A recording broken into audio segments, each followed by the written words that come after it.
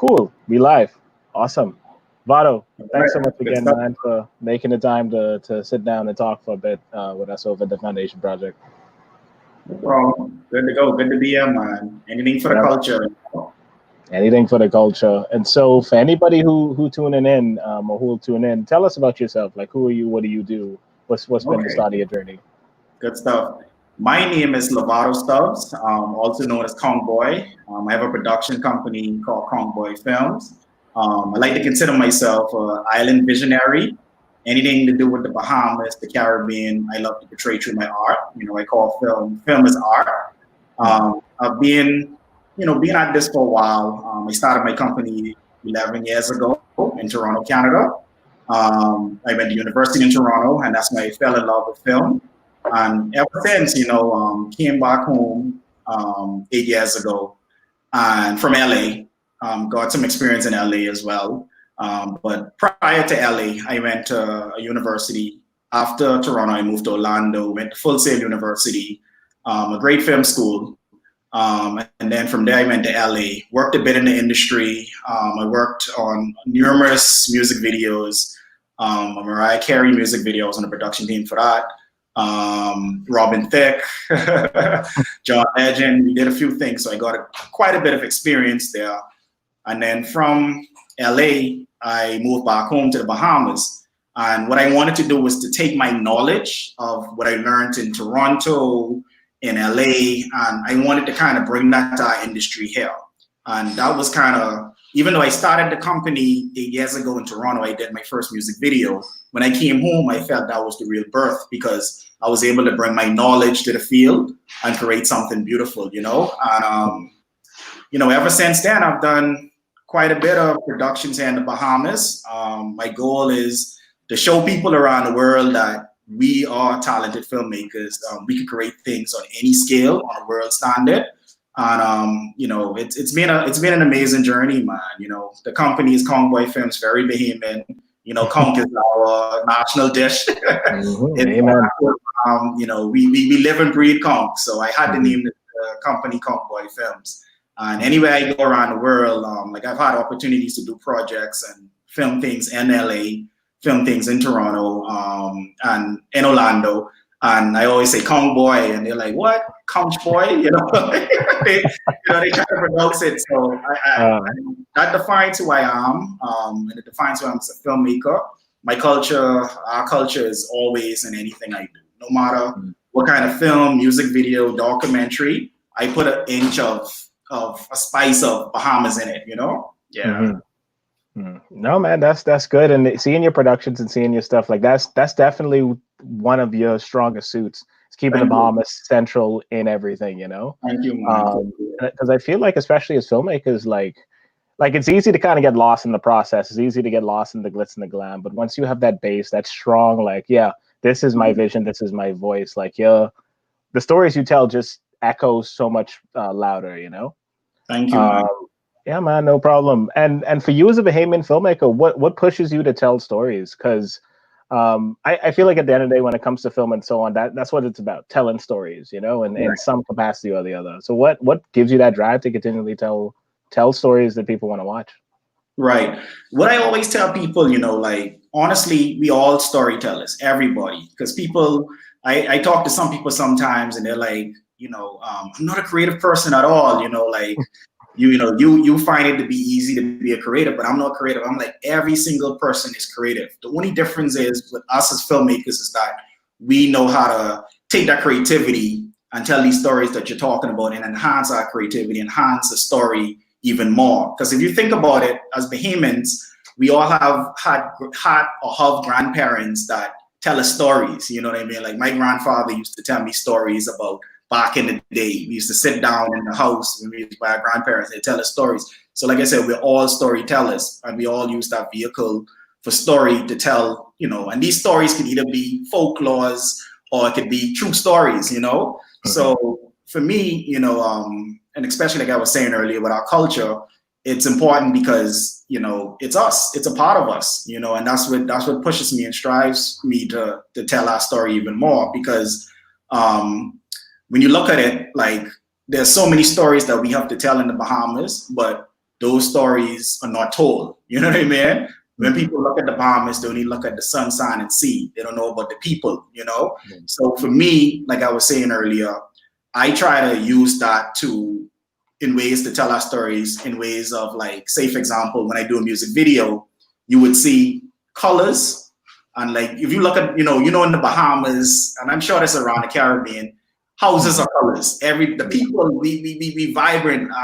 Everything about us is colors. Like, because I had some friends in Toronto, I used to show them photos of houses in the Bahamas, and they were like, "Yo, your houses are that bright." I'm sure you had that experience as well. Oh yeah. Like, yo, those are bright colors. People are not used to that. You know what I mean? Because when you go to the US, you go to Canada, or anywhere part of the world, houses are not like bright blue and bright yellow, and and I try to incorporate that in my stories, in my visuals, those colors, and even if it's not literally the colors, but the way I tell a story, it's a very colorful way, and vibrant way, and the boldness, and that's what it is. And anything you see me do, if it's Bahamian based, majority of times, I incorporate Jonkanu. I find a way to incorporate Jonkanu, I feel that's that's us. Nowhere in the world, Jamaica has Jonkanu, but it's a different form of Jonkanu. The Bahamas is the only place you could find the kind of Jonkanu we have.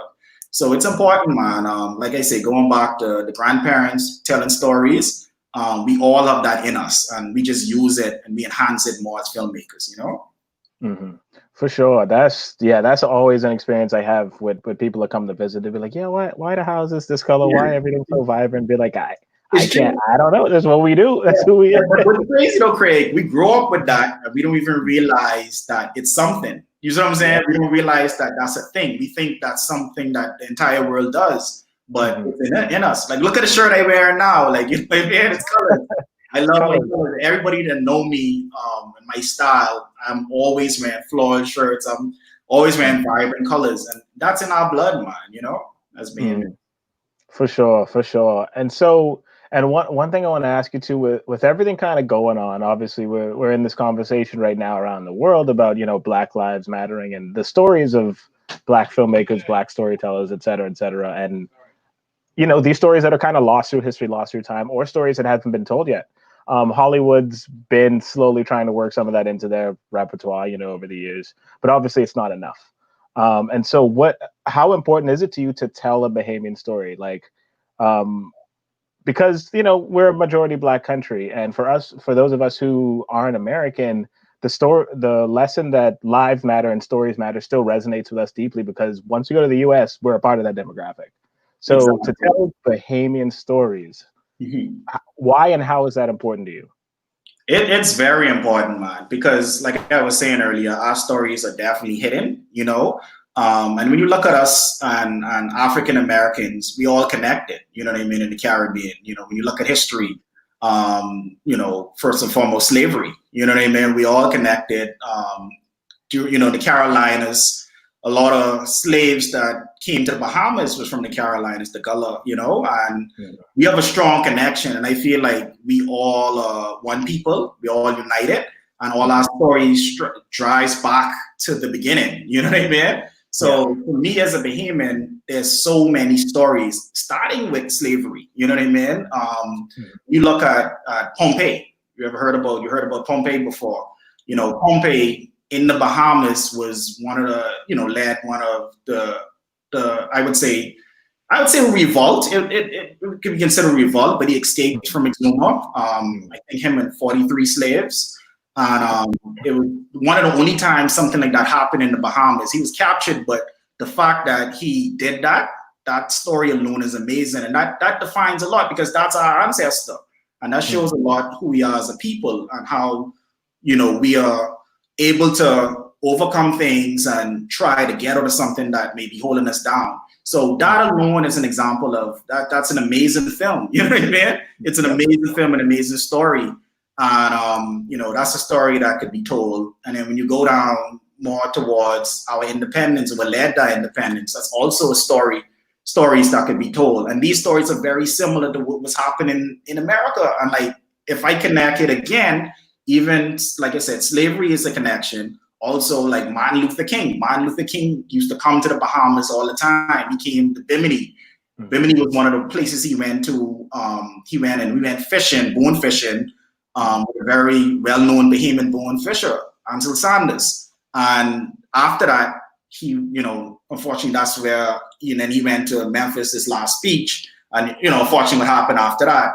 So that's even a story, and that shows the connection between us and the U.S. So there's so many stories and how, what we did and what they're doing over there, and their history is very similar. So these stories are universal. Bahamian stories are universal, and I think that with these stories, it has an audience, not only a Bahamian audience, it has an American audience, like those things that I mentioned before.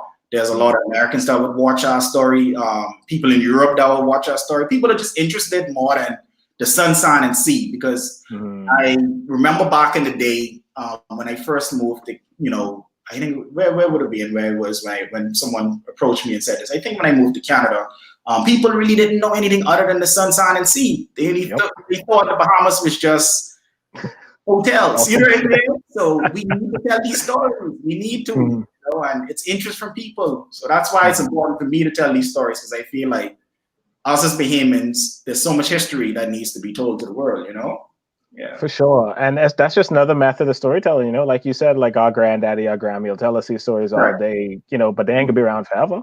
Right. Exactly. So for us in this generation, we have our phones, we have our cameras. That's just another way for us to continually pass down the story, especially with everything going on now. The history is back in the conversation for Bahamians. People really truly wondering, about Collins Avenue and the wall, the statue, and all that stuff.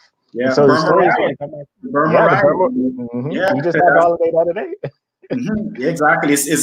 And that's the thing. And because like a lot of times, I always say this, and that's why I always say, like, when I was growing up in high school, if there were filmmakers back then, way back there, that were telling me stories that I could learn from in school, it would have been amazing, because we had books. But the thing is, everybody is not, a lot of people are visual learners. You know what I mean? Like, some people need more than a book, because I'm pretty sure you as a kid, you were always a filmmaker. You didn't know you were a filmmaker, but you were a filmmaker. So if you had a video showcasing our history, I feel like you would learn a lot more than reading it in the book, Yeah. So, yeah, man. Yeah, we have, like I said, keep in the Burma Road riot and what was going on in civil rights in the U.S. There's a lot of parallels, a lot of similarities, Yeah. For sure. And we kind of talked about this before we went live, but so we have all these stories, we have all this history, and things have obviously changed over time, where now videos and film is becoming like an integral part for these and commercial purposes, right? So I mean, there's a big disconnect in education in terms of how somebody could kind of tell a story, because you can go to, I mean, in bigger countries, more developed countries like the U.S., like you could go to film school if you want to, or you could, talk to these filmmakers who, probably went to your school, came from your state, et cetera, et cetera. And for us, we have honestly the sort of luxury to be on the ground floor of this whole crazy concept happening right now. And so for people who want to get in, firstly, how did you get into film? And then secondly, how do you think we can go about helping the next generation get into it? Okay. All right. So I guess hit on how I did it first. I started off as a visual artist. I painted watercolors like when I was in high school here in the Bahamas. And like I said, it wasn't as easy as it is now, I feel, because of technology. I'm not that old. I graduated from high school in 2003. It's a while ago, but it's not that long ago. And when I was like in grade 10 and 9, these things didn't exist. There was certain DSLRs, and the internet wasn't really that big, and there wasn't really a way to show your films. And like YouTube didn't exist, So for me, it didn't really start until I went off to school in Toronto, because I always knew I was an artist. And I think you could tell from a kid is in grade 5 if they're going to be a creative, because all of my art teachers from like grade 5, like who I know today, they're like, yes, you were into art. Art was my favorite subject. And high school art was still my favorite subject. Even though I didn't do film, I knew I was an artist. And then when I moved and went to university in Canada, York University, I didn't study film. I studied sociology, Oh, okay. I have a degree, my Bachelor of Arts in Sociology from York University in Toronto. But when I was there, I met a friend that was in the film program.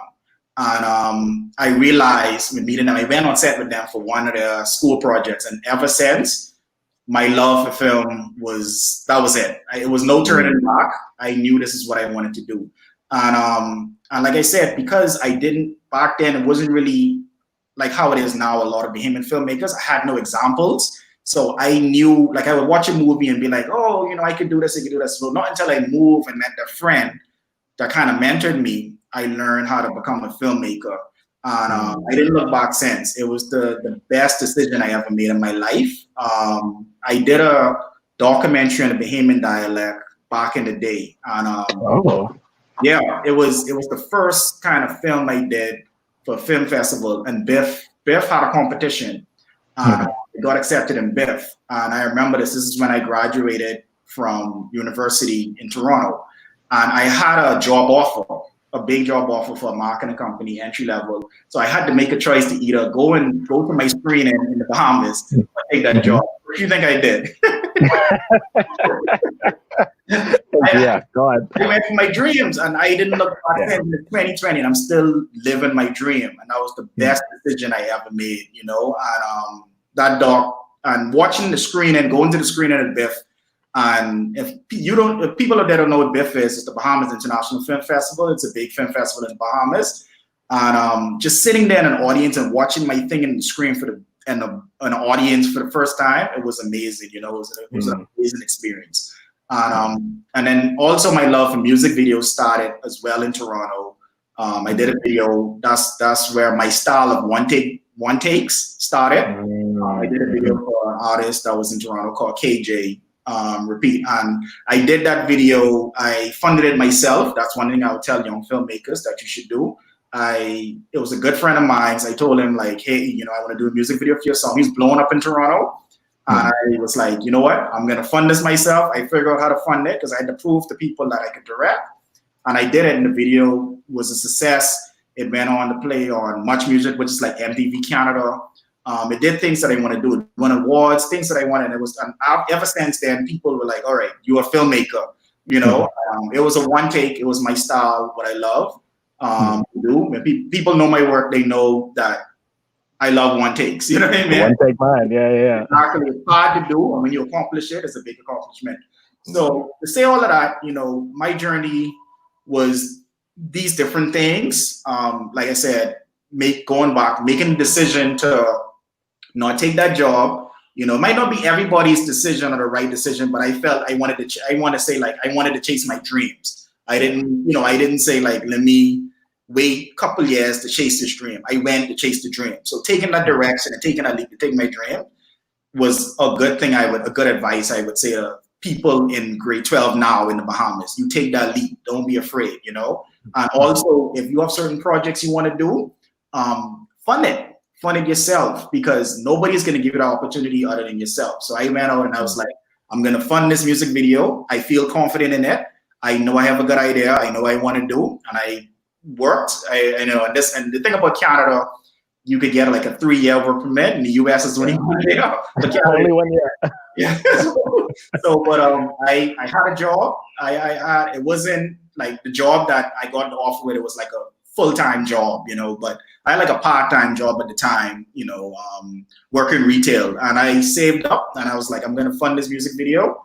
And I told my friend, I was like, you don't have to do anything. Just show up for the music video. That's it. He showed up. And what was crazy is that was around the time when that was like 2008, when the Red first came out. So it was the Red one. I don't know if you know about that. Do you? Oh, yeah. I know about the Red one. The Red one, yeah. Yeah, boy. So that's the camera.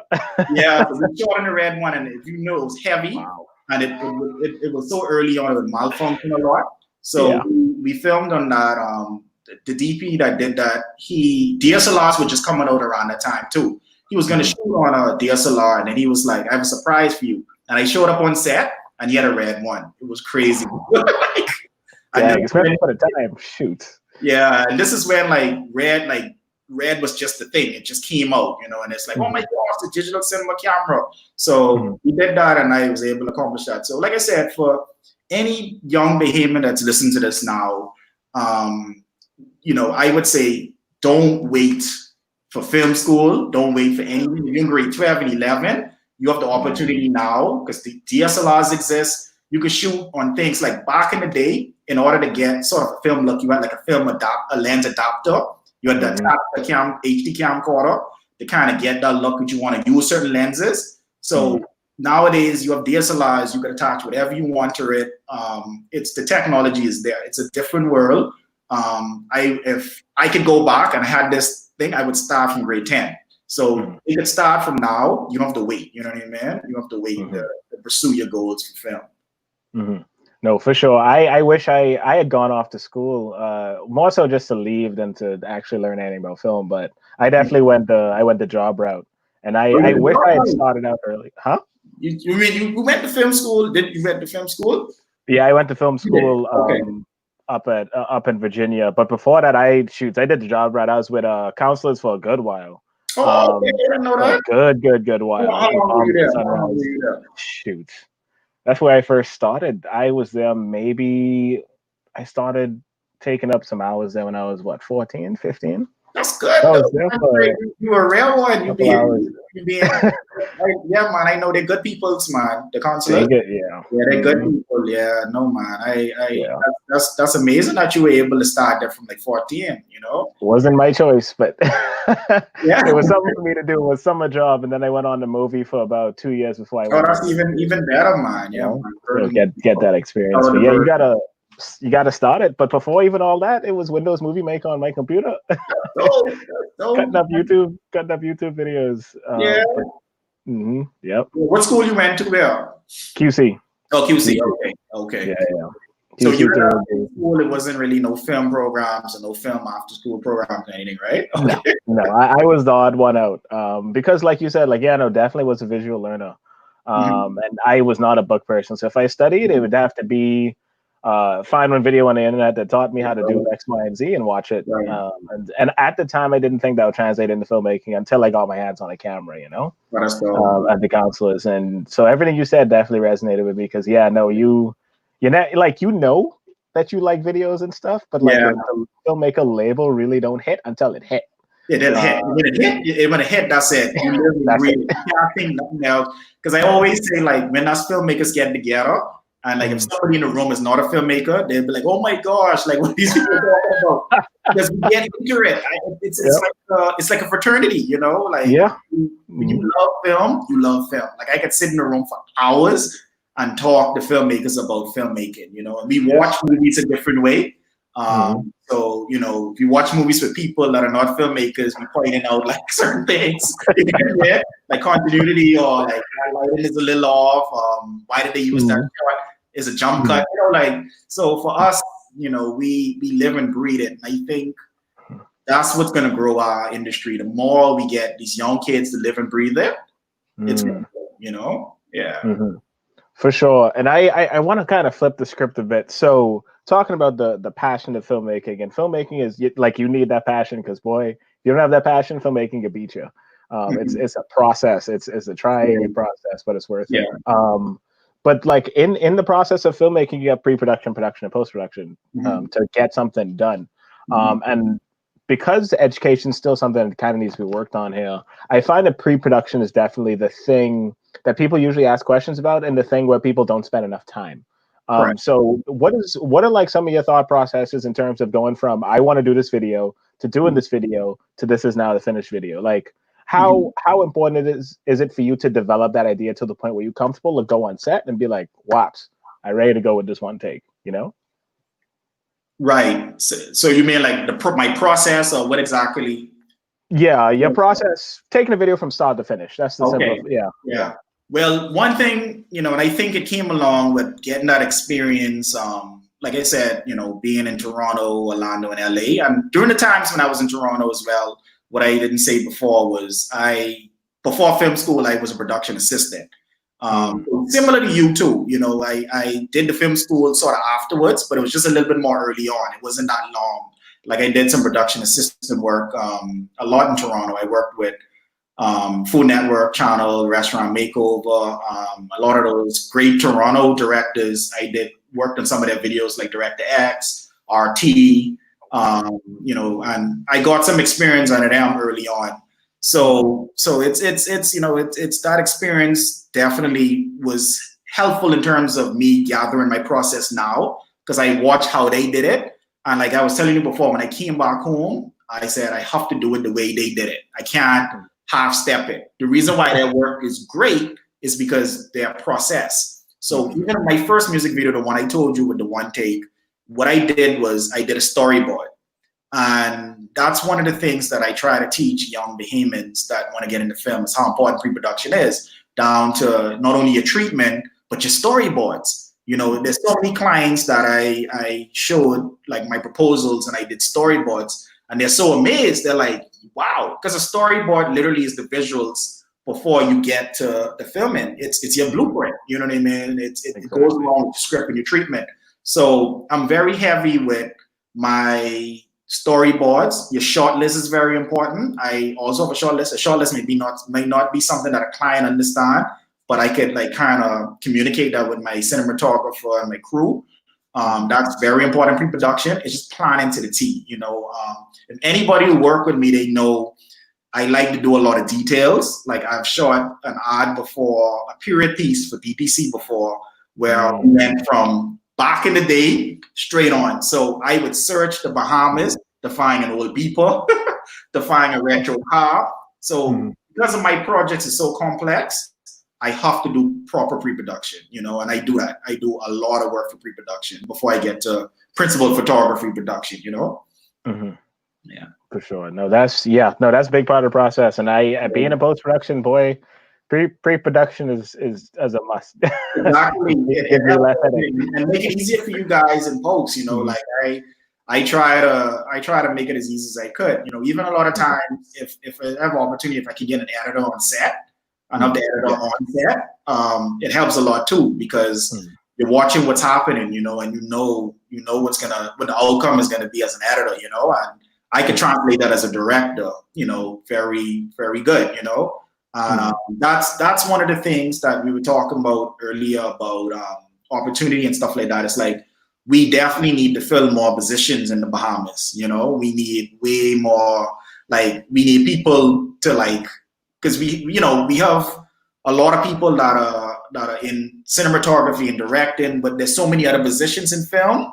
Like people could be good at, like a person that was good in accounting in school, they could be an amazing producer, an amazing production manager, you know what I mean? So we definitely need to fill those other positions, you know? For sure. I'm still looking for assistants. You joking? Yeah.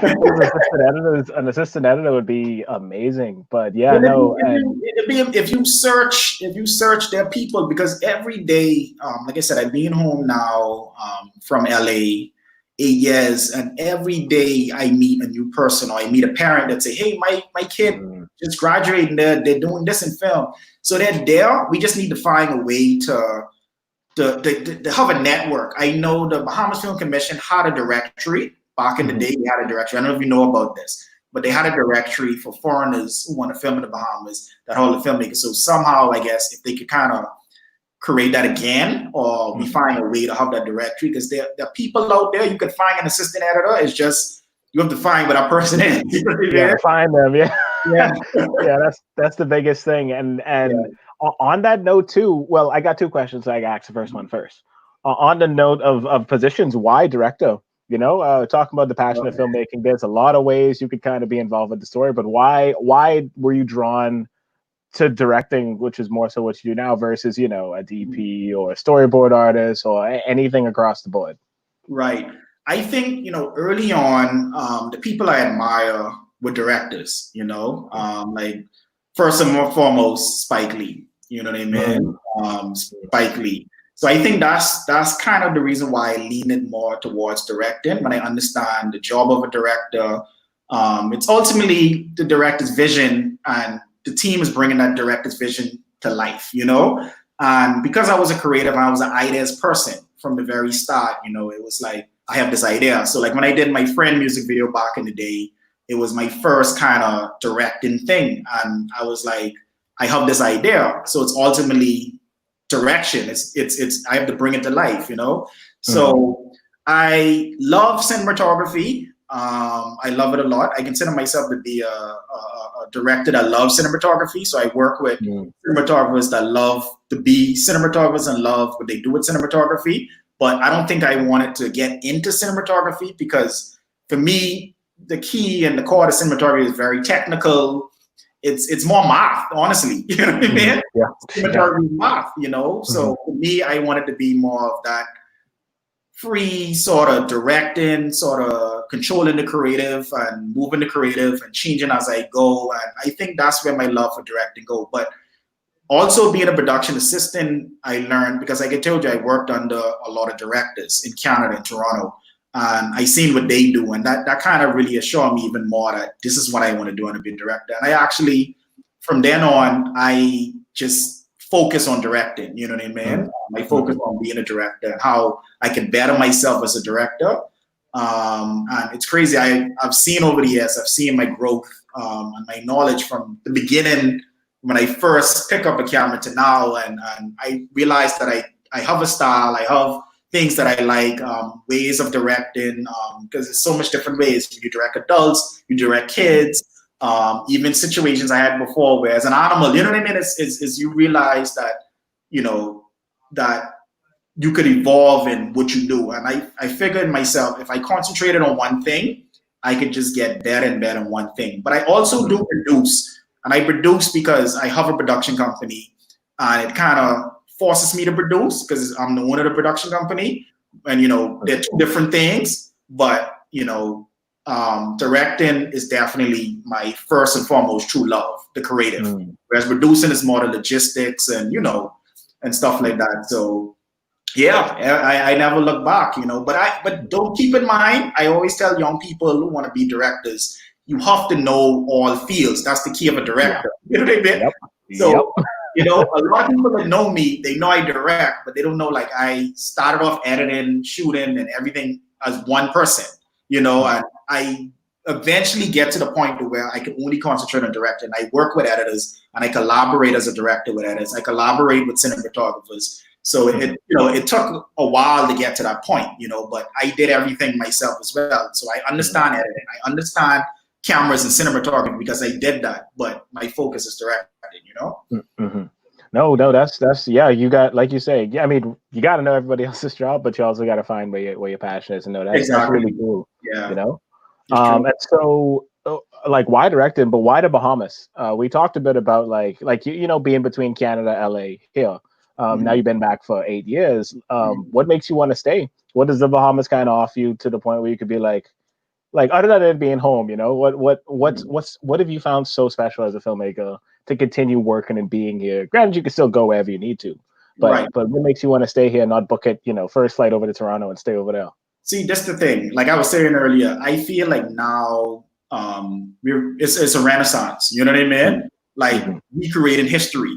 Like when you look at the US, Canada, anywhere in the world, Europe, they had a film industry for like years, hundreds of years. You know what I mean? They had a long stretch of history. But with us, the filmmakers here, we're creating this history. You know, we're creating something that didn't exist. You know what I mean? That didn't exist at all. And that's the beautiful thing. What I love about home. Like I'm sure we all have that story. Like I said, when I came back home, you know, I'm like, oh, you know, how I'm gonna start things here. I'm gonna do everything. But when I came and it started, I realized that creating history is a much more bigger. Like I had a conversation with a friend that we both were production assistants in Toronto, right? And about a year ago, 2 years ago, we had a conversation.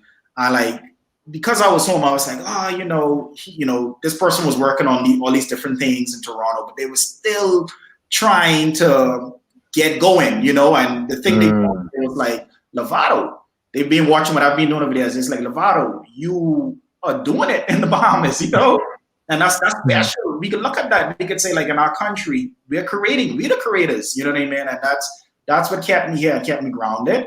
You know, even though, you know, I am extending my stuff and branching back off, home would always be base. And I always find myself doing work back home. Like I just did a project. I did a project in New York before COVID, you know. I did a commercial in New York, and that was exciting, to work in a new environment and everything, with new actors. And So, like I said, but no matter what, home would be my base. I realized over the years, and I realized you could live in the Bahamas and you could film anywhere. Like I just traveled to New York, you know what I mean?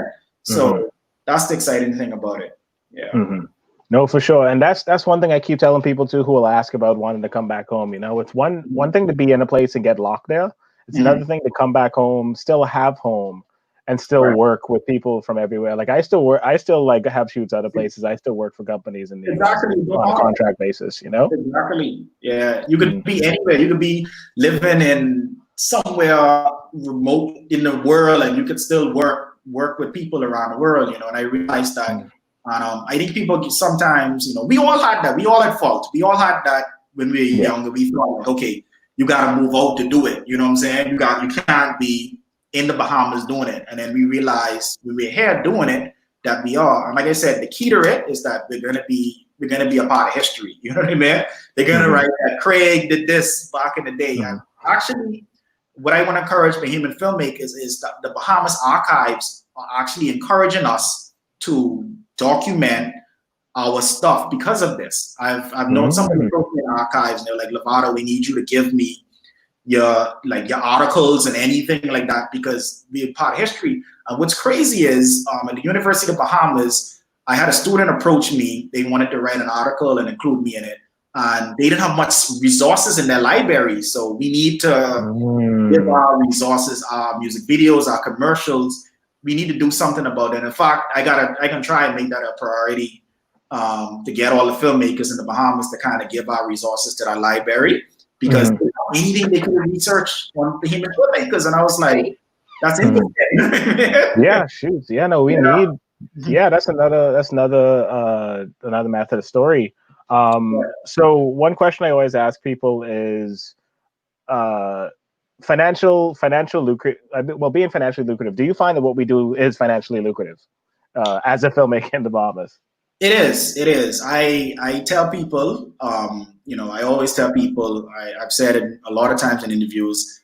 I never worked a 9 to 5 in my life. You know what I mean? I started a company, a production company, and from there I just continue going as a production company. I'll tell you this, and I always tell young people this as well. Entrepreneurship is a very key element you have to have as well in this industry because it's starting off being an entrepreneur. A lot of filmmakers you find they have their own production companies, and entrepreneurship is an important part of being a filmmaker in the Bahamas. I feel because it's ultimately a company, and you're getting work through your company. You need that business license to do work with the government. You need that business license to do work with a big company. So it is, in a way, entrepreneurship. So I would say even if kids don't go off to film school, study, or if they go to film school, somehow study entrepreneurship as well, or have a mentor that is good at entrepreneurship, and then you could do that. Because I can tell you this, there's so much work for film in the Bahamas. And you know this, you know what I mean? Yep. Every single company in the Bahamas need to do a commercial. They have to. We live in 2020. We live in a world where social media is king. You have to do a commercial. So that means can you count as much companies in the Bahamas on your hands? How much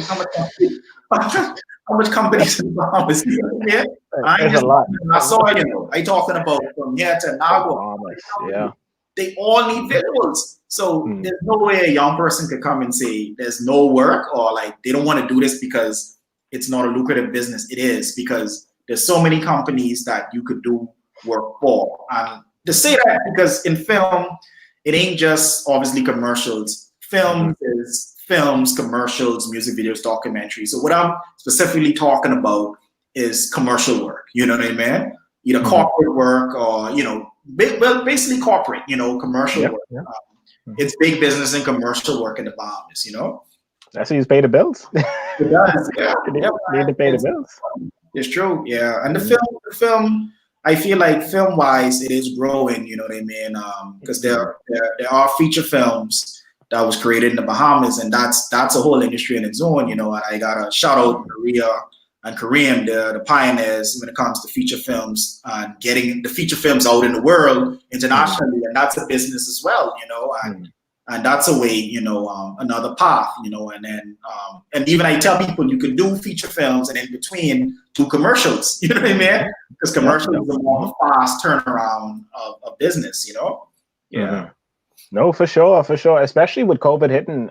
One thing that really opened my eyes for me in post with COVID is just like, so nobody could shoot, but people still need to advertise their business because once once like curbside pickup it, you need to tell people about that business. Exactly. You see, so that's the thing I'm saying. I think if we could teach our young, like people that want to be filmmakers that, they would understand that. You know what I mean? If it was like, look at it like, okay, these are all businesses that need work. You know what I mean? They all need visuals.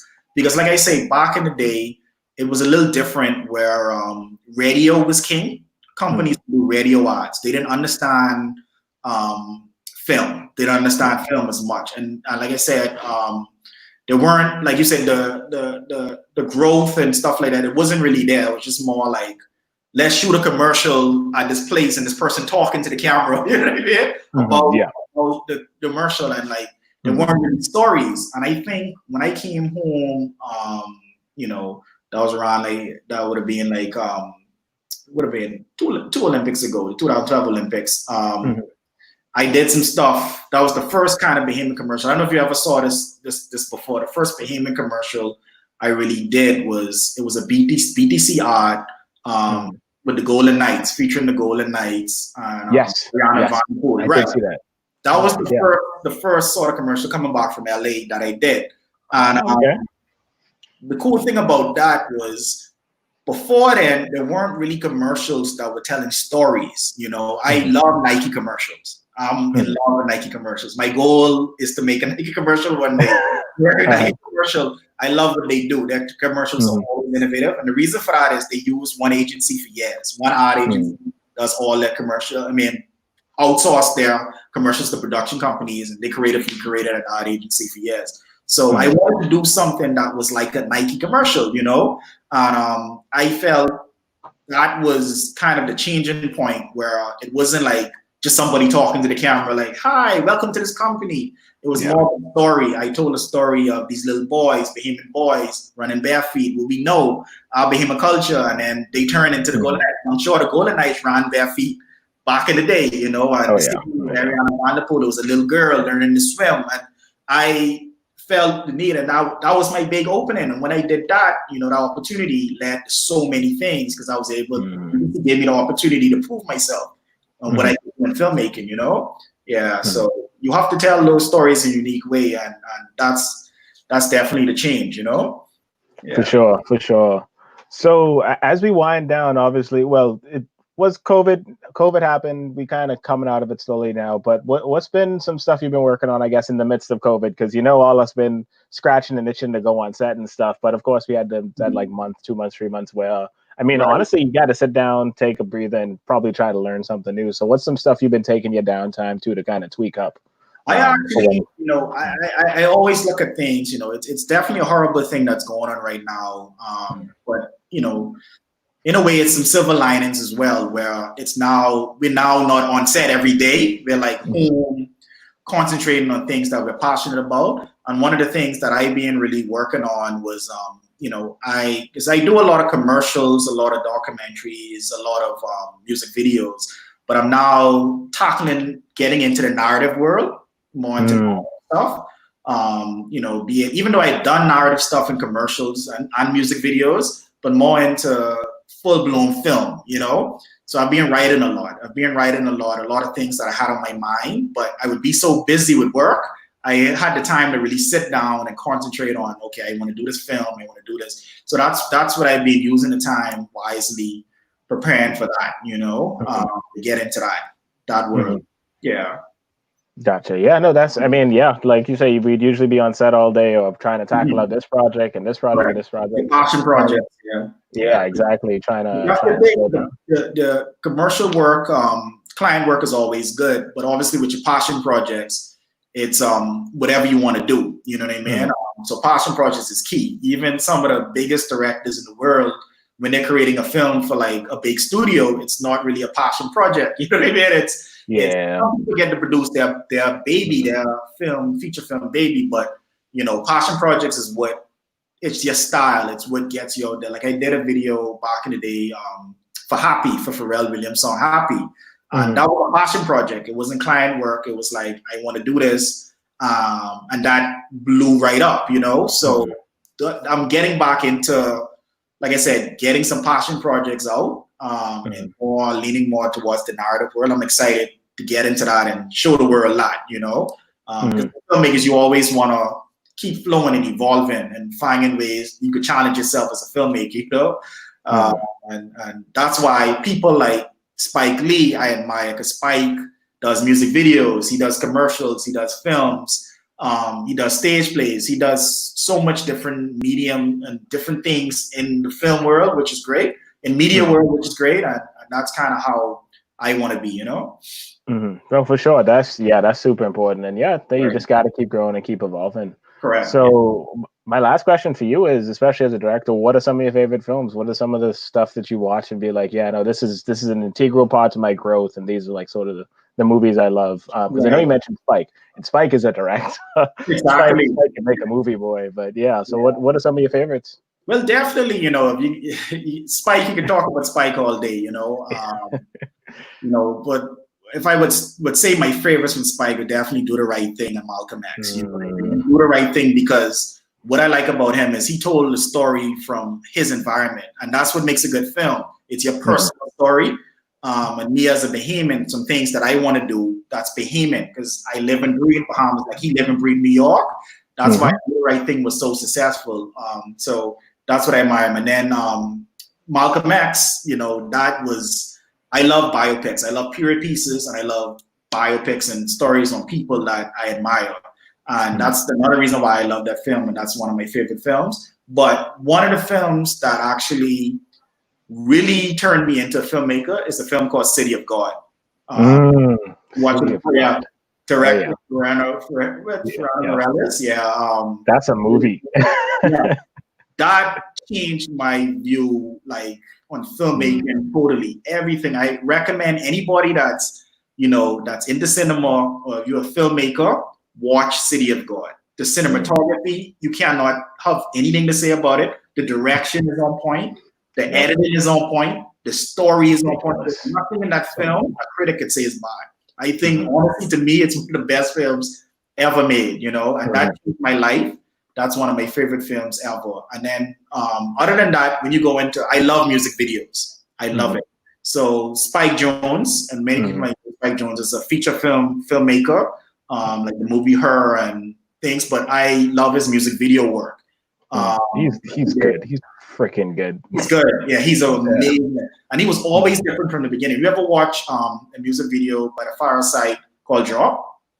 No, I gotta let you watch that. The entire video was shot in reverse. Well, it was shot. He shot it one take. No, I think he cut, but he shot it going forward, and then he reversed the entire thing. But he knew he was gonna reverse it, so it's so dope. And he was doing this. This was like early '90s. People was, and it was a hip hop video. People wasn't doing this in hip hop videos. So I admire his work, and he inspired me a lot. Him in terms of music videos and being different. And early on, I always knew, like, I'm like, in order to be a great filmmaker, you got to think out of the box, you know? Everything is being done. You got to find a different way. So his music videos, like I said, Spike movies, you know, inspired me. And City of God, I would always, anybody asks me my favorite film, I would say City of God. Yeah, I would say that, you know? Yeah, man. No, that's good. It's the things we watch and things we kind of digest that kind of gives fuel to our passions, you know. Exactly. And then also, as a Bahamian, Sidney Poitier movies. Anybody that's inspiring to be an actor, but even me as a director, Sidney inspires me because you know, he done something that nobody has done, like in history. You know what I mean? And what he did. You know? So his movies, a lot of his movies has inspired me in terms of how he broke the mold, like Guess Who's Coming to Dinner, you know? That movie, the context of that movie was, in that time, was amazing. You know what I mean? And that broke a lot of barriers. So even him, you know, I think us as Bahamian filmmakers, we should look at him as inspiration, because what he's done to the world is he put the Bahamas on the map when it comes to filmmaking, you know? Yeah. Yep. And no, it's yeah, exactly. And yeah. that That's a movie right there. Sydney It's Poitier. I true. remember It's talking true. with It's true. It's history. It's true. yeah, friggin' I was talking to Annika Poitier, because she came to Biff last year and she was part of the writers residency program, and she was talking about that, about like Sydney in and of himself is 5 or 6 movies. Yeah, definitely. You Yeah, know? that's the thing about biopics. Like I said, you don't necessarily have to tell a story of just them from a kid growing up. You could tell a part of their life, you know, just a section of their life. That's why, like, you know, there's many biopics that people did, many films of one person, you know, like, for example, Selma, that's one of my favorite movies too. Yeah. Ava is an amazing director, inspiration. She only told one part of Martin Luther King's life, you know, like a certain period of his life. Look how amazing that is, you know. So you're right. You could tell 5, 6 stories from one person, you know. Yeah. Easily. Well, yeah, it's about that time. Lavado, thank you so much again for putting in the time. Thank you, man. Thank you. Thank you. It's definitely great, man. You know, I love it. Like I said, I could talk about film for like entire week, you know. Yeah, but I feel you. And yeah, man, hope we have a chance to connect again soon. And this has been a pleasure, man. I really appreciate it. No problem. Anytime. Thank you for inviting me, man. And you keep up the good work. Yeah, man. I could try. You will, man. You will. You're doing good things. Appreciate it, man. Thank you all for watching. Hope you all have a good rest of your day. Everybody. Appreciate it. On Friday. Yeah, Friday. Cool. See y'all later. All right.